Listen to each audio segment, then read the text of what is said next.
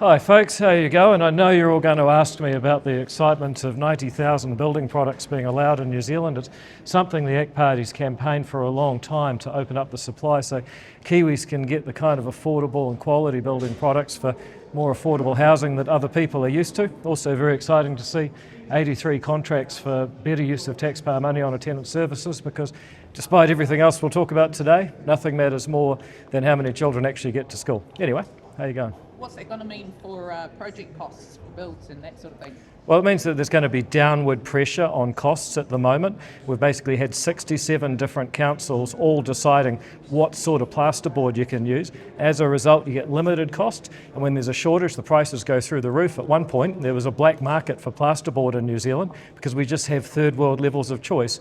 Opening up and having the central government saying, no, you can use these materials, means more choice, lower cost, more affordable housing. Ultimately, that means lower mortgage payments and lower rents for future New Zealanders. You're confident that quality control's still there? Yeah, I am, because the rest of the world doesn't have a big problem with building materials. We've just been a bit superstitious about it and put councils, who are the last people who should judge building materials, by the way, in charge of limiting people's choice and supply. About the New Zealand heaters. What is your... Look, I believe that it's a low for New Zealand politics. You can't bring about peace in the Middle East by bringing political violence right here.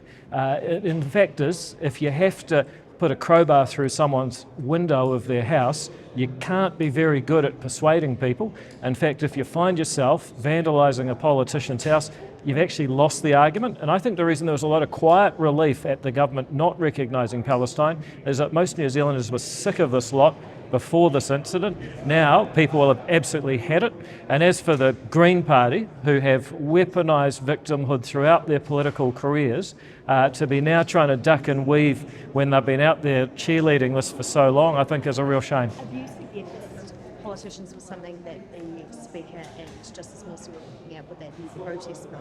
Is that something that you would like to see sped up, or do you have any sort of thoughts about that? Yeah, look, we'd be open to that law being sped up now. We need people to be able to stand for public office. You look at how many councils are having uncontested elections where someone just gets put in because they're the only person there. The more you intimidate people for being in public office, the harder it is to get people to stand. Now, I expect a tough rap.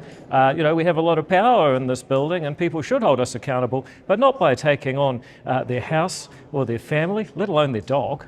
The Free Speech Union has come out saying that it would limit free speech, though. Do you not agree with that? Free speech always has limitations. The question is, are they arbitrary and are they justifiable? So you're not allowed to say things that are suppressed by the courts for good reason. You're not allowed to threaten people with violence. If we judge as a society that being outside a judge's house, for example, is going to intimidate them and stop us getting justice, I think that's a conversation we should be prepared to have. Do you agree that the New Zealanders who are detained in Israel and are being deported, that taxpayers should foot the bill for them coming Well, home? many New Zealanders would love to afford a trip to Europe right now. These guys all got one, then they ignored MFAD advice, went into a war zone. I think it's on them now. They can get their own way home if that's what they want. All right, thank you very much, folks. Thank you.